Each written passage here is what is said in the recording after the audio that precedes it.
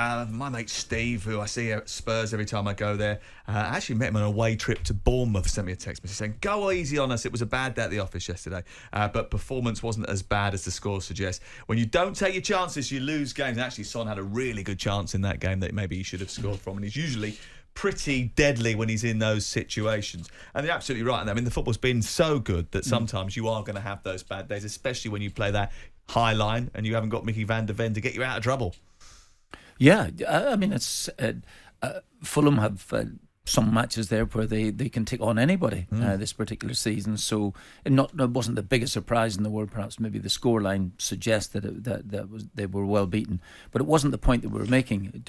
Anything can happen in any particular day. It was the position of where Tottenham Hotspur may finish at the end of the season was under discussion. Well, Ange Postecoglou actually was also in sharp focus after his interview with Sky's Emma Saunders at the weekend. Jurgen Klopp had a moment where he walked out of a post-match interview with a Norwegian reporter as well. Managers under pressure in the immediate aftermath of big games sometimes get into little scraps. We'll ask Martin what it's like to be in that environment straight after a match in just a second. But this is what happened with Postecoglou and Emma straight after the match on Saturday.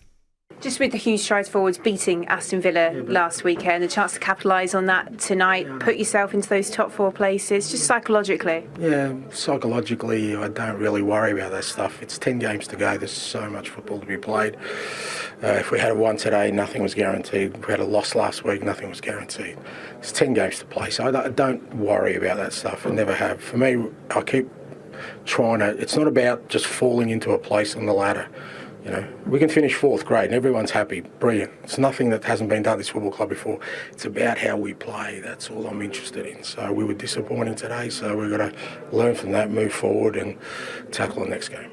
And this is Ange Postecoglou, Jurgen Klopp, after his defeat yesterday to Manchester United. Normally, intensity is the name of your game, so how come it became so difficult in extra time? A bit of a dumb question, I have to say, because when you see us that often, you never saw us, and you can ask how can they have more resources. We played, I don't know how many games recently, I don't know how many games United exactly played. That's sport. Yeah. I'm really disappointed about that question, but you thought obviously it's good. So too many games, or I don't think that. Come on, you are obviously not in a great shape, and I have no nerves for you. It was an interesting retort. Sometimes after post-match, things do get a little bit heated. Have you found yourself in a situation where you've become embroiled in a confrontation with a reporter and then regretted it afterwards?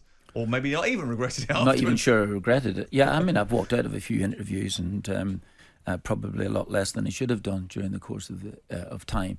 You get some inane questions being thrown to you. And the amazing thing about it is that the person who's asking the questions feels that 12 minutes after the game is over, that you should be watching exactly the same things that the people in the punditry room should have been watching, and I've seen it umpteen times. Sometimes you're coming straight into an interview where all you've spoken to is the players. You haven't really looked at the little clips, things like that there. Then you go into the interview. Because you're under time pressure, aren't you? You're under There's time. a certain window that you have to have the interviews done in. Absolutely, and you're being pushed out there. And when I was the manager of the Republic of Ireland, we were in a playoff to reach Russia. We were in a playoff game to reach Russia, and we had drawn in Denmark. The second leg, we were well beaten in the match. Tried to chase the game, but well beaten. Eriksson played brilliantly that night, and Denmark beat us. Got a hat-trick, didn't he? He scored, and the journalist or the reporter come out afterwards and first interview said, "Is this a sackable offence?" So it's the sort of thing that you get irritated with. But he'd been led up to ask that particular question from a couple of buffoons in the punditry room. I remember that game. I was at that game. I'd come to see that game because I was expected to follow you if you'd got to Russia. So I was sitting in the stand and I was underneath watching it. Is that right, Sam? Yeah. Oh, it's a shame. Maybe you should have been asking me the questions. But yeah, so I can. And then sometimes you do feel, is Klopp there referring to the fellows portly shape, is he? Do you think he's talking about, in that interview? I don't know. I didn't think so. I thought maybe when I first saw it, I thought he was thinking about his thinking. Yeah, I think. He was that's thinking right. about Fine. Okay, I only heard it very briefly, and I thought to myself, I wonder is he referring to his shape He wasn't of his doing body? a Louis Van Gaal. But absolutely. I think I didn't. But sometimes getting back to managers do lose it, don't they? Sometimes they do think that. I think maybe. I mean, I don't know. You tell me. There seems to be there's a lot of interviews after the game. We did the radio interviews on a Saturday night after, or a Saturday lunchtime after the game, and we are number 6 or 7 in the pecking order. So they would have gone and done 4 or 5 interviews with television. They may even gone and done the press conference, and then they come to us, and you're trying to come up with a different line or a different narrative, but trying to get the same narrative sometimes that everybody else has got. Yeah. And they feel like, and do you feel like you're answering the same question 100 times? Well, of course you do, yes. And sometimes you feel as if you think to yourself, well, maybe I shall try and answer it in a different way. But I'm not so sure that any of us really have the ability of Wordsworth to be able to change things around just as you walk from one interview to another. But you get back to your point, Sam. Is that sometimes the questioning, you think to yourself, they're leading to something here, and you can see what it is. You can lead to that there, and you don't really want to go there with it because it's just going to cause mayhem again.